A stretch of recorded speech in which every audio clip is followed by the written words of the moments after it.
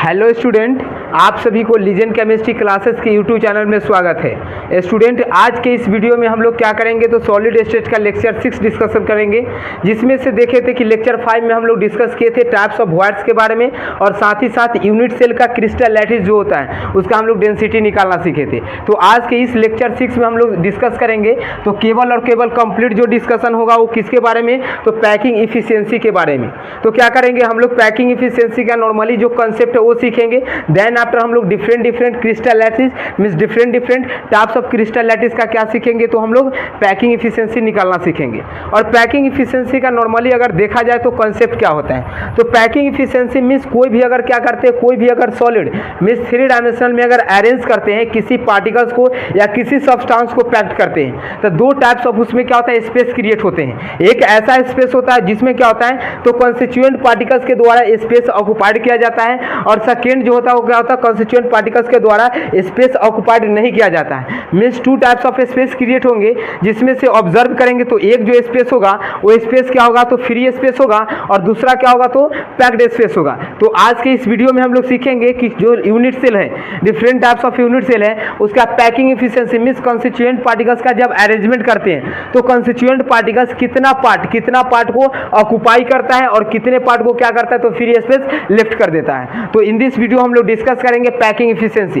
तो नॉर्मली देखेंगे packing efficiency क्या होता है, तो किसी भी क्रिस्टल लैटिस में कंस्टिट्यूएंट पार्टिकल्स के द्वारा कितने स्पेस ऑक्युपाइड किया जाते हैं, उसी को हम लोग क्या बोलते हैं, तो पैकिंग इफिशियंसी बोलते हैं। मींस क्या, जैसे अगर कोई अगर क्या है, जैसे अगर सपोज अगर करेंगे तो एक क्या 3 डायमेंशनल स्पेस है। अब 3 डायमेंशनल स्पेस में हम लोग क्या करेंगे, तो कंस्टिट्यूएंट पार्टिकल्स को अरेंज करेंगे। तो जैसे ही हम लोग कंस्टिट्यूएंट पार्टिकल्स को अरेंज करते हैं तो कुछ स्पेस क्या होगा, इसका फ्री होगा। मीन्स एक क्या 3 डायमेंशनल शेप है। अब इसमें क्या करेंगे, कंस्टिट्यूएंट पार्टिकल्स जैसे हम लोग अरेंज करेंगे, तो इस अरेंजमेंट के आफ्टर अरेंज करने के बाद देखेंगे तो कुछ स्पेस इसमें क्या होता है, फ्री होता है, और कुछ स्पेस क्या होता है, पैक्ड होता है। तो हमें जानना है कि फ्री जो स्पेस है उसका कितना परसेंटेज है और पैक्ड स्पेस का परसेंटेज कितना है। मीन्स इस टोटल जो क्रिस्टल लैटिस है इसका टोटल परसेंटेज कितना होगा, तो 100% होगा। अब 100% में से 2 पार्ट में डिवाइड होगा। मीन्स एक जो पार्ट होगा रिप्रेजेंट करेगा क्या, तो स्पेस ऑक्युपाइड का, और एक जो होगा space not occupied by the constituent particles करेगा। तो जो स्पेस जो ऑक्युपाइड होता है कंस्टिट्यूएंट पार्टिकल्स के द्वारा, उसी को हम लोग क्या बोलते हैं, तो पैकिंग इफिशियंसी बोलते हैं। तो चलिए इसका डेफिनेशन के बारे में डिस्कस करते हैं। तो डेफिनेशन क्या है, तो देखेंगे space occupied by constituent particles means किसी भी कंस्टिट्यूएंट पार्टिकल्स के द्वारा जो स्पेस ऑक्युपाइड होता है, और कहां पे, तो इन द क्रिस्टल लैटिस, किसमें, क्रिस्टल लैटिस में, उसे हम लोग क्या बोलते हैं, तो पैकिंग इफिशियंसी बोलते हैं। Is known as packing efficiency, उसे क्या बोला जाता है, पैकिंग इफिशियंसी बोला जाता है। नाउ हम लोग डिस्कस करेंगे पैकिंग इफिशियंसी जो होता है उसे रिप्रेजेंट करते हैं इन द शॉर्ट क्या चीज में, तो P.E मतलब P फॉर पैकिंग और E for what, efficiency. Next हम लोग देखेंगे तो पैकिंग इफिशियंसी क्या है, तो किसी भी कंस्टिट्यूएंट पार्टिकल्स का, किसी भी क्रिस्टल लैटिस का कंस्टिट्यूएंट पार्टिकल्स के द्वारा कितना परसेंटेज ऑक्युपाई किया जाता है। मींस क्या होता है, तो इट इज रिप्रेजेंटेड मींस इसको हम लोग क्या करते हैं, रिप्रेजेंट करते हैं, और in the form of percentage. और किस फॉर्म में रिप्रेजेंट करेंगे, तो परसेंटेज के फॉर्म में। चलिए हम लोग क्या करते हैं, जनरल अपने डेली लाइफ से एक एग्जांपल समझते हैं पैकिंग इफिशियंसी से रिलेटेड।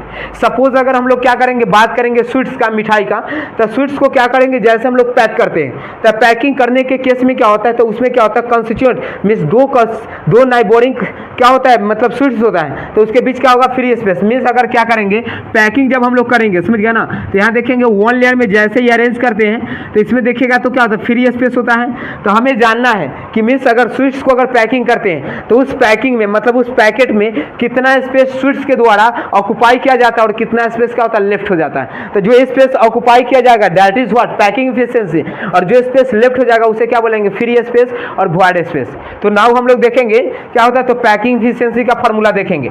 तो देखिए नॉर्मली क्या होता है, तो पैकिंग इफिशियंसी का फार्मूला निकालना है। मींस व्हाट, क्या करना है, तो हम लोग देखेंगे कि मेरे पास टोटल स्पेस है कितना, टोटल स्पेस कितना है, और उसमें कंस्टिट्यूएंट पार्टिकल्स कितना स्पेस को क्या कर रहा है, ऑक्युपाई कर रहा है। क्लियर। तो यहाँ पर देखिए पैकिंग इफिशियंसी का फार्मूला क्या होता है, तो पैकिंग इफिशियंसी अगर निकालना है तो क्या करेंगे, volume occupied by constituent particles means किसी भी कंस्टिट्यूएंट पार्टिकल्स के द्वारा कितना ऑक्युपाई वॉल्यूम किया जा रहा है। ओके तो चलिए जैसे अब क्या करते हैं, इस पर अभी एक नॉर्मली और एक कंसेप्ट समझते हैं, तब हम लोग क्या करेंगे, फार्मूला को जनरेट करेंगे। ओके तो देखिए जैसे हमने क्या किया, मेरे पास क्या है तो स्वीट्स का एक पैकेट है, क्लियर। अगर स्वीट्स का पैकेट है तो हमने क्या बोला कि इस स्वीट्स के पैकेट में ओके कितना स्पेस है, तो 100 सेंटीमीटर क्यूब स्पेस है। कितना स्पेस है, 100 सेंटीमीटर क्यूब। हमने क्या बोला कि मेरे पास मतलब 20 पार्टिकल्स है, 20 स्वीट्स है, जिसको क्या करना है, इसे फिलअप करना है। तो पार्टिकल्स कितना होगा, 20 क्या है पार्टिकल्स हैं, और 1 जो पार्टिकल्स है वो स्पेस कितना ले रहा है, तो 3 सेंटीमीटर क्यूब स्पेस ले रहा है। सपोज फिर से समझेंगे, जैसे मेरे पास जो स्वीट्स का पैकेट है उसमें स्पेस कितना है, 100 सेंटीमीटर क्यूब स्पेस है, और देन आफ्टर स्पेस और उसमें पार्टिकल्स कितना रखना है, स्वीट्स को 20 स्वीट्स को अरेंज करना है। हमने अरेंज कर दिया, और एक जो स्वीट्स है वो स्पेस कितना रह रहा है, तो 3 सेंटीमीटर क्यूब। मीन्स क्या, स्पेस जो होगा इस स्वीट्स के कारण मतलब कंस्टिट्यूएंट पार्टिकल्स के कारण टोटल स्पेस कितना लेंगे, तो टोटल जो स्पेस होगा 60 सेंटीमीटर क्यूब स्पेस लेगा। जैसे देखिए एक का एक कितना ले रहा है, 3 सेंटीमीटर क्यूब, टोटल कितना 20, तो टोटल स्पेस कितना होगा 60 सेंटीमीटर क्यूब। और डब्बा का स्पेस क्या है, मतलब जो पैकेज है उसका स्पेस कितना है, तो 100 सेंटीमीटर क्यूब। अब इसमें देखेंगे तो कितना होगा, 40 जो स्पेस हो 40 सेंटीमीटर क्यूब, वो तो फ्री स्पेस हो जाएगा, और 60 सेंटीमीटर क्यूब होगा क्या, तो मतलब वो जो होगा सो पैकिंग इफिशिएंसी इसका हो गया। अगर परसेंटेज में रिप्लेस करना है, परसेंटेज में एक्सप्रेस करना है, तो इसके लिए हम लोग क्या करेंगे, तो टोटल स्पेस कितना है 100 सेंटीमीटर क्यूब, और स्पेस ऑक्युपाइड कितना हो रहा है, तो स्पेस जो है 60 सेंटीमीटर क्यूब ऑक्युपाइड हो रहा है। और परसेंटेज में एक्सप्रेस करने के लिए क्या करेंगे, 100 से मल्टीप्लाई कर देंगे, तो कितना हो जाएगा, यहाँ पर देखेंगे तो कितना टाइम्स, 6 टाइम्स, और 10 टाइम, 10 से कितना 10 मीन 60% क्या होगा, पैकेज हो गया। मीन्स जो स्पेस जो फ्री बचा वो 40% फ्री है और 60% क्या है, तो पैक्ड है। अब हम लोग क्या करेंगे, तो नाउ एक्सप्रेस करेंगे पैकिंग एफिशिएंसी के फार्मूला। तो देखिए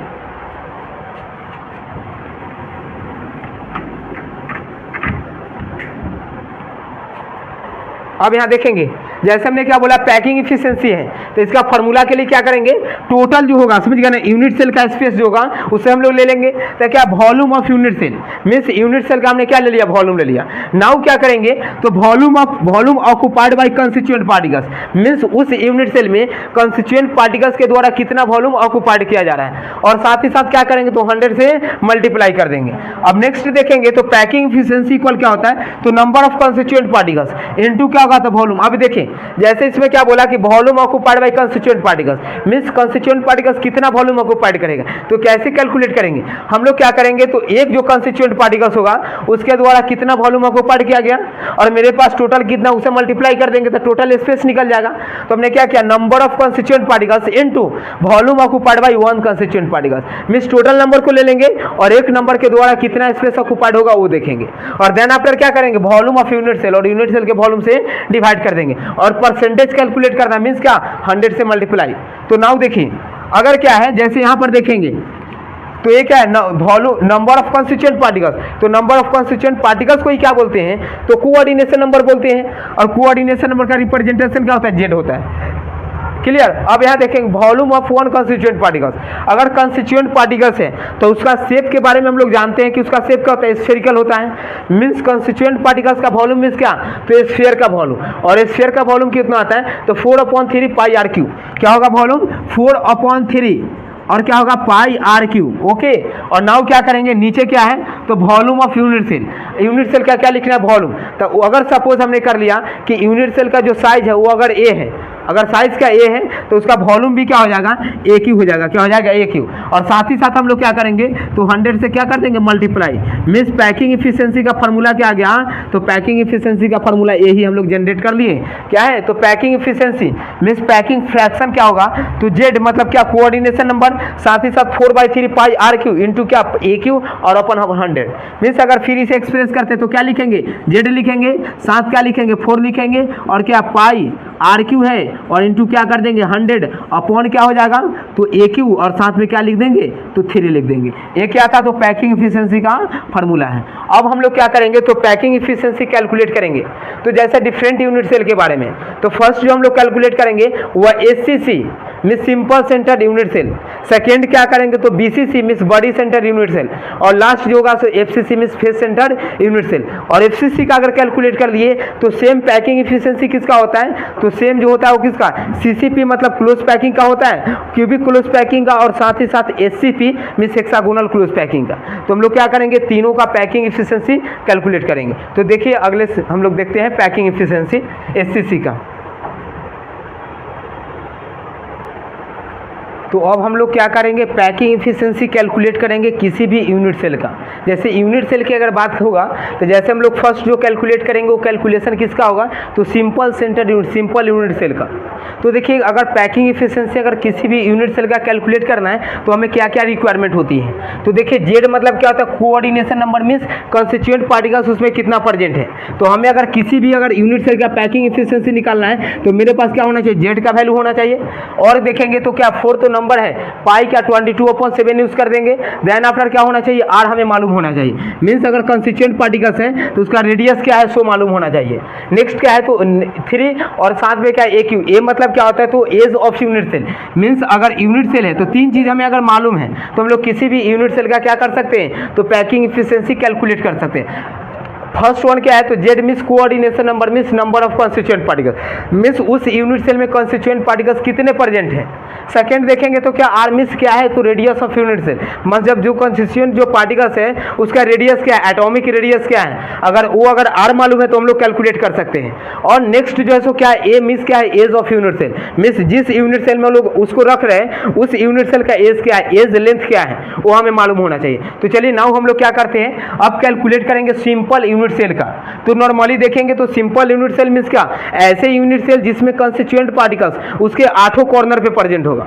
मीन्स अगर यूनिट सेल की बात करेंगे तो देखिए सिंपल यूनिट सेल में क्या होता है, तो इसमें देखेंगे समझ गए ना, तो सिंपल यूनिट सेल में कंस्टिट्यूएंट पार्टिकल्स उसके कहाँ प्रेजेंट होते हैं, तो 8 कॉर्नर पे प्रेजेंट है। अगर यह यूनिट सेल है तो इसमें क्या होगा, कंस्टिट्यूएंट जो पार्टिकल्स हैं वह कहाँ पर है, तो 8 कॉर्नर पे है। क्लियर। अब देख क्या करना है, तो हम लोग को इसका पैकिंग इफिशिएंसी निकालना है। क्लियर। तो पैकिंग इफिशिएंसी में देखेंगे तो सिंपल में क्या, तो constituent particles present only 8 corner. तो क्या होगा, इसमें क्या लिखेंगे, in this constituent particles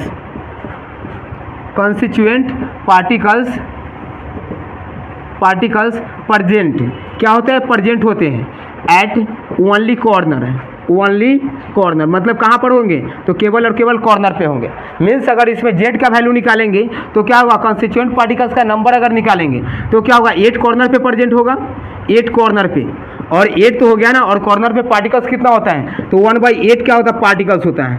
means अगर देखेंगे तो जेड का वैल्यू कितना हो गया, 8 × 8 कैंसिल, तो जेड का वैल्यू इसमें कितना आ गया, 1 आ गया। ओके, ये क्या जेड का वैल्यू हो गया। अब नेक्स्ट हम लोग देखेंगे, जेड का वैल्यू कैलकुलेट कर लिए, अब आर और ए कैलकुलेट करना है। आर मीन्स क्या, तो रेडियस ऑफ एटम, और ए मीन्स क्या, तो एज ऑफ यूनिट सेल। अब इसमें देखेंगे सपोज अगर वन फेस की अगर बात करें तो वन फेस में देखिए जैसे क्या हुआ, हमने देखा कि ये अगर फेस है यूनिट सेल का तो इसमें कंस्टिट्यूएंट पार्टिकल्स कहाँ पर होगा, तो इसमें देखेंगे तो यहाँ पर इस कॉर्नर पे होगा, और साथ ही साथ कहाँ, इस कॉर्नर पे होगा, फिर क्या इस कॉर्नर पे होगा, और फिर क्या इस कॉर्नर पे होगा। अब इसमें देखिएगा तो कंस्टिट्यूएंट पार्टिकल्स का रेशियो देखिए, जैसे देखेंगे तो यहाँ से यहाँ यूनिट सेल का लेंथ है तो इसको हमने क्या माना, ए मान लिया। और यहाँ पर देखेंगे तो ये देखिए ए क्या, आर है, मतलब रेडियस ऑफ क्या, एटम है, और ये भी क्या, रेडियस ऑफ एटम है। मीन्स यहाँ से रिलेशन क्या हो जाएगा, तो हम लोग लिख सकते हैं 2r = a। तो यहाँ से रिलेशन हम लोग क्या लिखेंगे, तो क्या होगा 2r इक्वल क्या लिखेंगे, a लिखेंगे। तो यहाँ से क्या आ गया, r इक्वल क्या लिखेंगे, a/2 लिख देंगे। तो यहाँ से a हो गया। तो हम लोग क्या करेंगे, दोनों में से कोई भी अगर रिलेशन को यूज़ कर देंगे इक्वेशन में। तो अब क्या करेंगे हम लोग, देखिए तो ए और आर में तो रिलेशन निकाल दिए, जेड का वैल्यू कैलकुलेट कर दिए। तो अब नॉर्मली हम लोग क्या कर सकते हैं, पैकिंग इफिशिएंसी कैलकुलेट कर सकते हैं। तो चलिए पैकिंग इफिशिएंसी निकालते हैं। पैकिंग इफिशिएंसी का फार्मूला क्या होता है, तो पैकिंग जो इफिशिएंसी का फार्मूला है, तो देखिए पैकिंग इफिशिएंसी इक्वल क्या होता है, तो क्या लिखेंगे, जेड का वैल्यू कितना है, 1 है, तो 1 लिख देंगे। और साथ में नेक्स्ट क्या है, तो 4, तो 4 लिख दिए। और देन आफ्टर क्या है, तो पाई के लिए क्या लिखेंगे, ऊपर में 22 और नीचे में क्या लिख देंगे, तो 7 लिख देंगे। तो पाई का वैल्यू लिख दिए। देन आफ्टर क्या, आर क्यू। तो हम लोग जानते हैं कि आर का वैल्यू क्या होता है, या तो हम लोग a/2 यूज़ कर देंगे, और नहीं तो क्या करेंगे, a = 2r यूज़ कर देंगे। तो यहाँ पर क्या करते हैं, आर क्यू के प्लेस पर आर क्यू ही रहने देते हैं। और नीचे में देखेंगे तो नीचे क्या है, 3 और a क्यू। तो क्या करेंगे, 3 लिखेंगे, और साथ में a क्यू है तो a के प्लेस पर क्या रखेंगे, 2r। तो 2r का क्या हो जाएगा, होल क्यू हो जाएगा। और साथ में क्या करेंगे, मल्टीप्लाई कितना से, 100 से। अब नाउ इसे अगर सॉल्व करते हैं तो क्या हो जाएगा, 4 हो जाएगा, 22 इंटू क्या लिखेंगे, आर क्यू। और देन आफ्टर अगर देखेंगे तो क्या हो जाएगा, 3 हो जाएगा, इंटू 7 इंटू क्या लिखेंगे, 8 आर क्यू, 8 आर क्यू लिखेंगे, 2 का क्यूब 8 और 3 का क्यूब आर का क्या आर क्यू हो जाएगा, और मल्टीप्लाई कितना से कर देना है 100 से कर देना है। नाउ देखेंगे तो क्या आर क्यू से आर क्यू कैंसिल हो गया। अब क्या करेंगे, जैसे यहाँ पर क्या है 8 है, यहाँ पर कितना तो कितना 2 टाइम्स कैंसिल हो गया, 2 से कितना टाइम्स कैंसिल हो जाएगा या 50 टाइम्स। तो नाउ बचेगा क्या, तो ऊपर में देखेंगे तो कितना 22 इंटू 15 तो कितना हो जाएगा 1100 हो जाएगा, और अपॉन अगर देखेंगे तो 3 इंटू 7 मीन्स कितना तो 21। अब क्या करना है 1100 को किससे डिवाइड कर देना है 21 से। तो जैसे अगर डिवाइड करते हैं तो कितना हो जाएगा 5 टाइम्स अगर डिवाइड करें तो कितना 105 अपॉन 5 कैंसिल और ये 0। फिर क्या करेंगे तो 2 टाइम्स कितना 42 अब पॉइंट यहाँ पर 8 हो गया, अब पॉइंट तो क्या कितना टाइम्स हो जाएगा तो 3 टाइम्स, तो 3 टाइम्स जैसे अगर कैलकुलेट करें तो कितना 63 अपॉन कितना 17। अब क्या 0 यूज़ कर देंगे तो कितना टाइम्स यहाँ पर देखेंगे तो कितना 4 टाइम्स। अब 4 टाइम्स देखिए 6 7 टाइम्स 8 टाइम्स अगर करते हैं तो 8 टाइम्स कितना 8 हो जाएगा और 8 16। अब जैसे लिखेंगे तो कितना 2 मीन्स कितना परसेंट आ गया तो 52.38%। एज हो गया, सो क्या हो गया ये क्या हो गया इसका पैकिंग। तो अब हम लोग क्या करते हैं पैकिंग इफिशिएंसी डिस्कस करेंगे second face center unit cell का। तो कोई अगर पैकिंग इफिशिएंसी किसी का अगर डिस्कस करना हो तो क्या करेंगे हम लोग कैलकुलेट करने के लिए पहले तो हमें क्या मालूम होना चाहिए जेड मालूम होना चाहिए, सेकेंड क्या तो आर और थर्ड क्या तो ए। तो हम लोग क्या करते हैं फर्स्ट कैलकुलेट करते हैं जेड। तो फेस सेंटर में क्या होगा तो कंस्टिट्यूएंट पार्टिकल्स सारे कॉर्नर के अलावा सभी फेस के सेंटर में प्रेजेंट होते हैं। मीन्स इसमें क्या बोल सकते हैं तो कंस्टिट्यूएंट पार्टिकल्स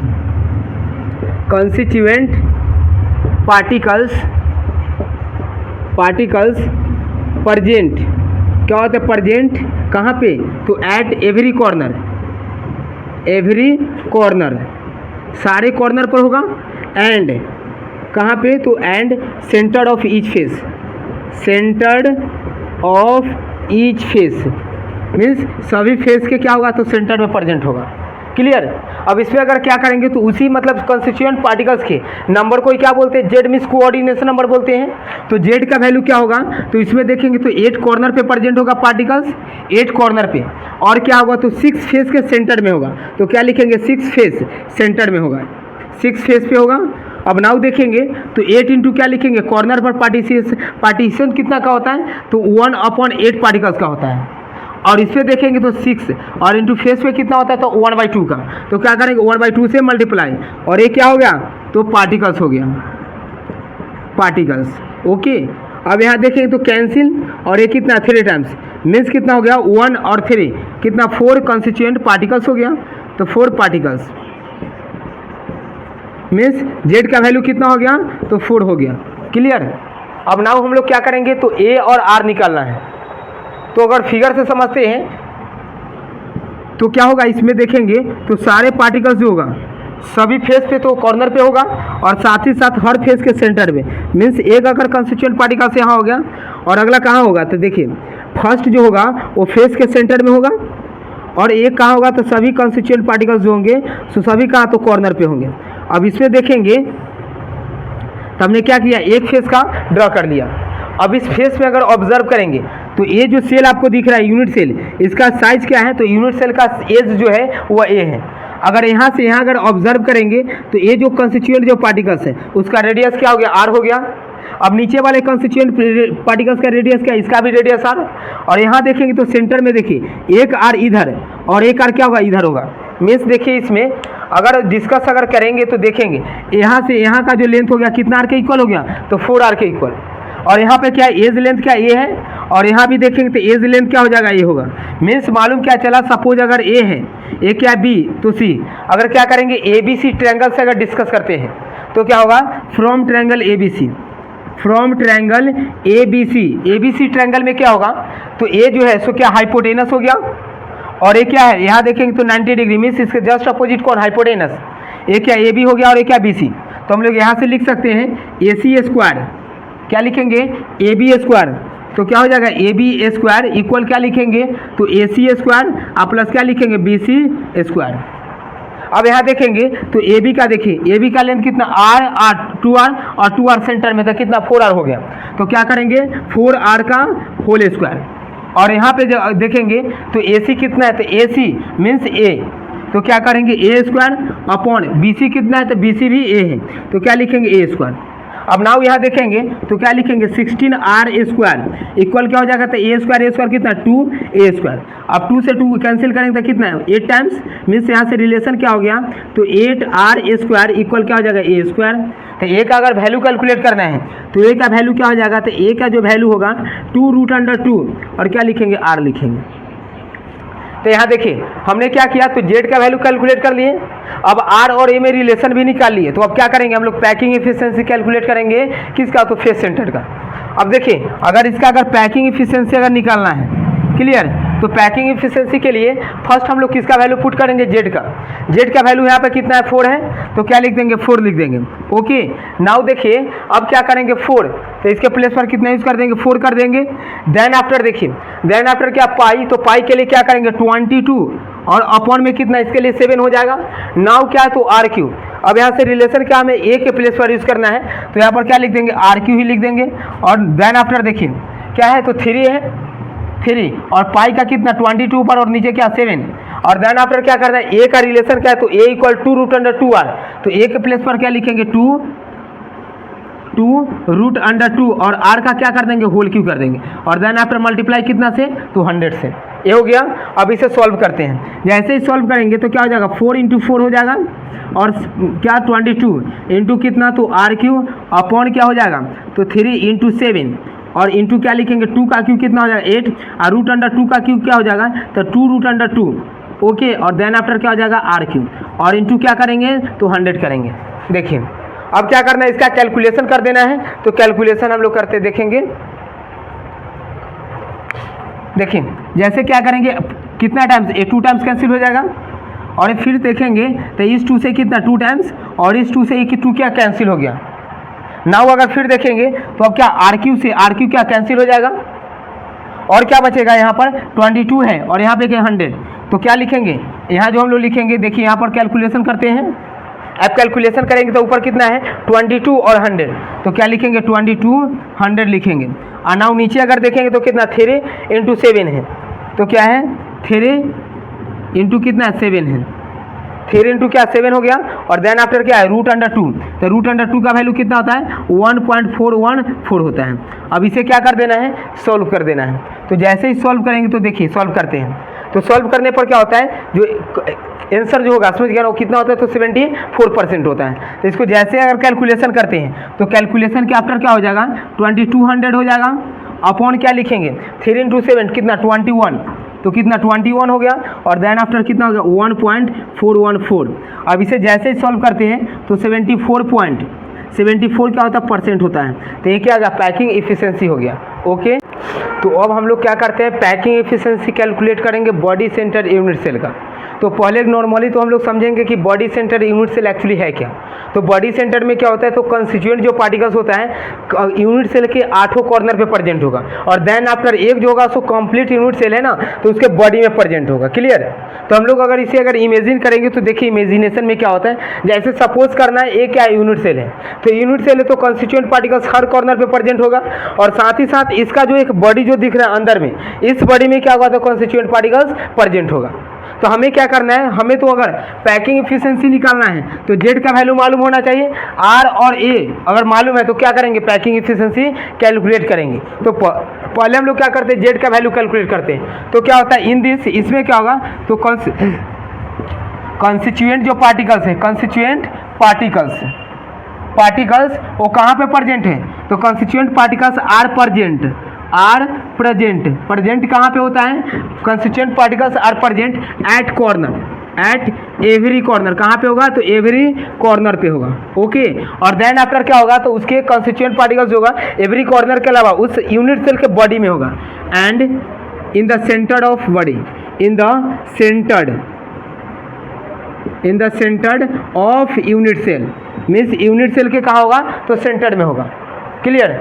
अब जैसे देखेंगे अगर इसमें अगर कंस्टिट्यूएंट पार्टिकल्स का नंबर कैलकुलेट करना है तो पार्टिकल्स का नंबर मीन्स क्या, कोऑर्डिनेशन नंबर मीन्स जेड। तो जेड अगर जैसे कैलकुलेट करेंगे तो क्या होगा, जेड अगर कैलकुलेट करते हैं तो कहाँ कहाँ है, तो कंस्टिट्यूएंट पार्टिकल्स 8 कॉर्नर पे प्रेजेंट है, तो क्या लिखेंगे 8 कॉर्नर अब प्लस कहाँ लिखेंगे तो सेंटर्ड ऑफ यूनिट सेल,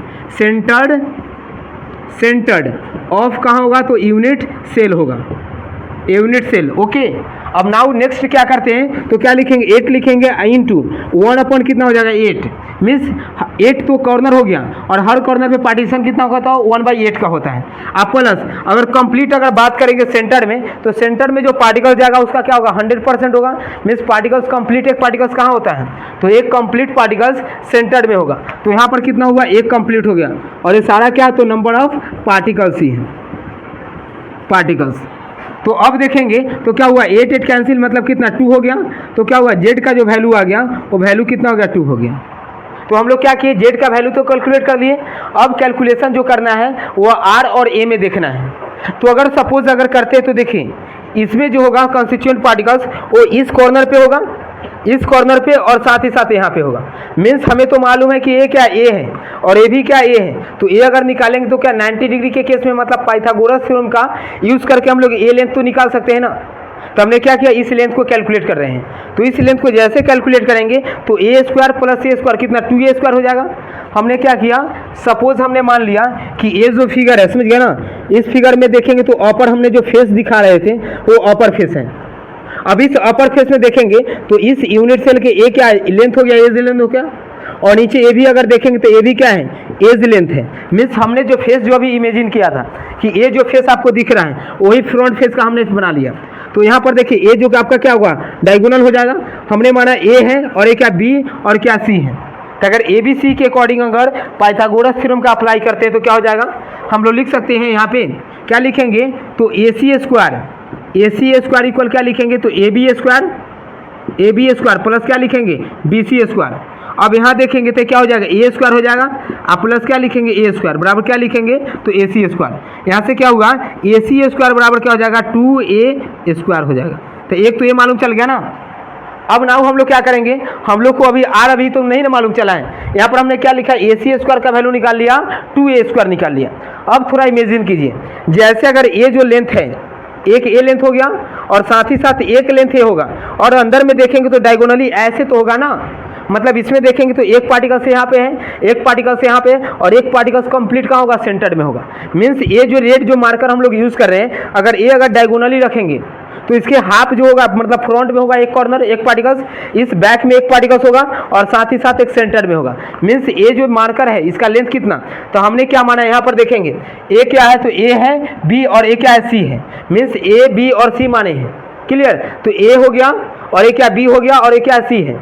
तो हमें क्या करना है अब जो लेंथ होगा इसका लेंथ यूज़ करेंगे और साथ क्या करेंगे तो नीचे जो डायगोनल जा रहा है इसका यूज़ करेंगे और इसका यूज़ करेंगे। मतलब यहाँ पर देखिए यहाँ हम लोग क्या करेंगे तो ये जो आपको है यहाँ पर देखिए ये हो गया ना, तो इसका लेंथ हमने निकाल लिया है। अब इसका निकाल लिया तो मतलब ये क्या ए सी स्क्वायर हो गया। और नेक्स्ट जैसे ही देखेंगे तो यहाँ पर देखिए हमने क्या किया इसका लेंथ मालूम चल जाएगा, तो ये जो है सो क्या एज ऑफ यूनिट सेल है तो ये क्या हो जाएगा। तो देखिए ए बी और क्या सी है, तो ये जो देखेंगे वो क्या सी और नीचे वाले को क्या मान लेंगे डी मान लेंगे, तो ये क्या हो जाएगा डी हो जाएगा ना। तब जो फिगर का रिलेशन होगा ए होगा और यहाँ पर सी है और नीचे क्या डी है। तो हम लोग क्या लिखेंगे ये जो फिगर जो बनेगा वो देखिए यहाँ पर फ्रंट जो है ना, तो हमने क्या माना ये जो हो गया सो मेरा क्या ए सी है ए, क्लियर। ए क्या हो गया ए सी हो गया, क्लियर। ए जो इसको हमने क्या ऐसे रख दिया ए सी हो गया। अब नाउ देखेंगे तो ए मेरा क्या यूनिट ऑफ लेंथ सेल, तो इसको अगर मानेंगे तो क्या हो जाएगा ए अगर ए है और ए क्या सी है तो नीचे वाला क्या हो जाएगा डी हो जाएगा। अब ये जो रिलेशन बनेगा ए सी और ए डी मतलब क्या डायगोनल बन गया ना, तो यहाँ क्या बन जाएगा डायगोनल। और इसका लेंथ हमने निकाला है ए सी का लेंथ कितना है तो 2a स्क्वायर है और ए तो क्या edge of unit length cell है, तो इसका वैल्यू क्या हो जाएगा ए हो जाएगा।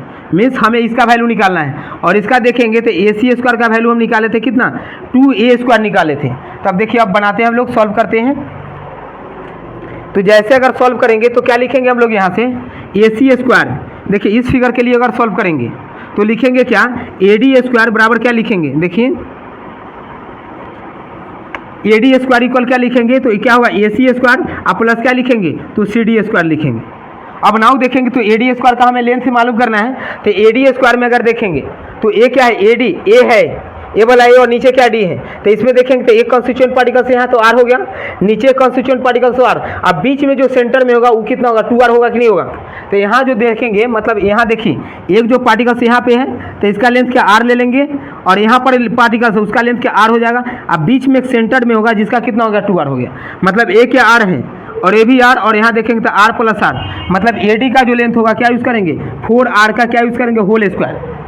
और यहाँ पर देखेंगे तो AC का वैल्यू क्या है, तो AC का हम लोग निकाले थे, AC स्क्वायर का वैल्यू कितना 2a स्क्वायर, तो यहाँ पर क्या लिख देंगे 2a स्क्वायर। अब प्लस CD का वैल्यू क्या है, तो CD मतलब ये भी एज ऑफ यूनिट लेंथ है, तो ये भी कितना a हो गया, तो क्या लिखेंगे a स्क्वायर लिखेंगे।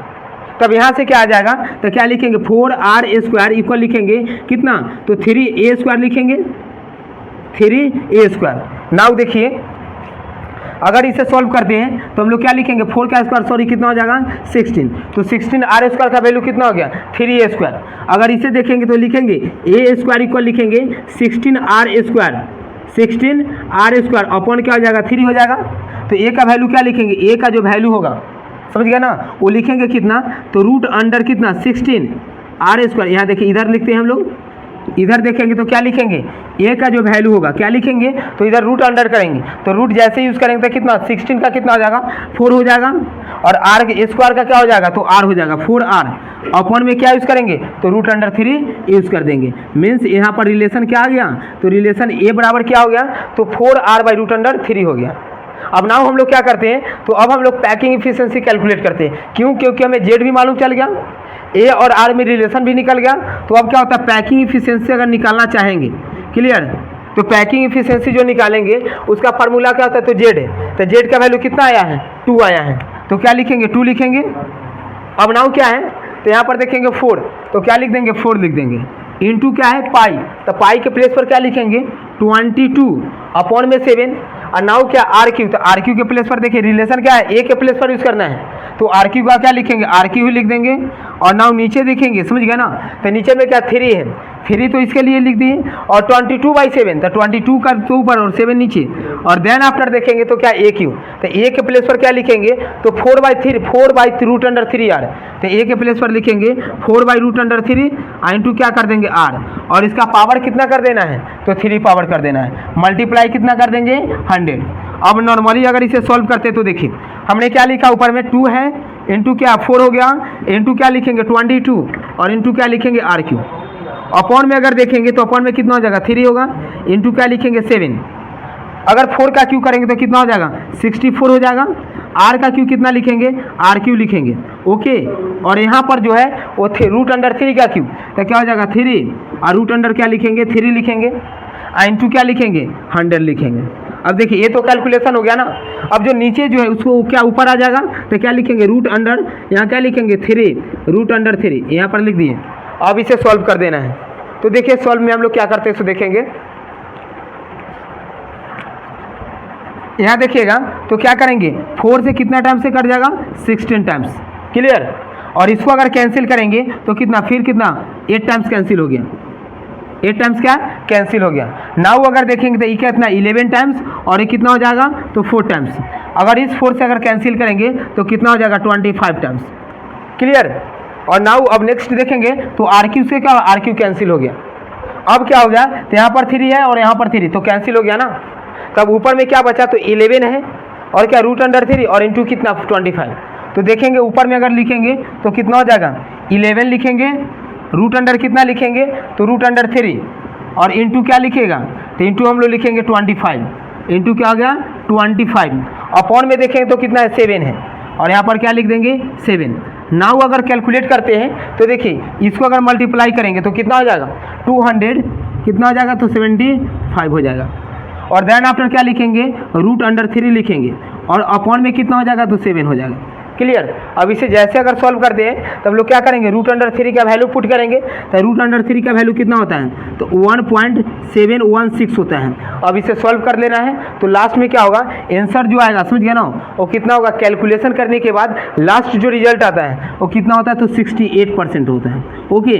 ये क्या है, तो पॉइंट के बाद का वैल्यू हमने यूज़ नहीं किया है, केवल कितना लिखा 68%। तो ये क्या होगा, फिर पैकिंग इफिशियंसी कैलकुलेट कर दिए किसका, तो बॉडी सेंटर यूनिट सेल का पैकिंग इफिशियंसी कैलकुलेट हो गया। अगर फ्री स्पेस की अगर बात करेंगे तो फ्री स्पेस के लिए क्या करेंगे, 100 माइनस कितना यूज़ कर देंगे, तो 68। तो ये क्या हो जाएगा, पैकिंग फ्री जो स्पेस है वो 32% कैलकुलेट हो गया।